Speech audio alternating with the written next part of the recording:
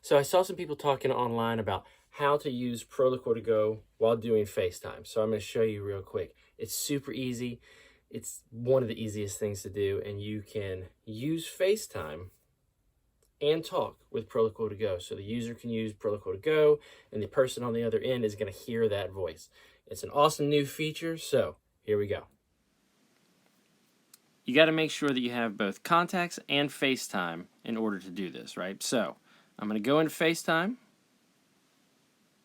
I'm going to call FaceTime wouldn't record, so I'm going to dial Jim. And then once he's there, I'm going to click the home button, minimize him, open up Proloquo2go. Now I can type messages and he can hear me, but he cannot see the Proloquo2go screen. On his end, the volume is just like the volume of my voice. I can also move this screen around. And if I push that button and then the home button,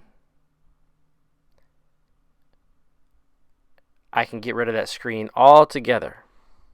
Getting rid of that screen allows me to type on the device. He could hear it at the same volume that it would be if I was talking to him, but he cannot see it, and it's not blocking any buttons when his face is on there. So that's it. Let me know if you have any questions. Thanks. Please like and subscribe.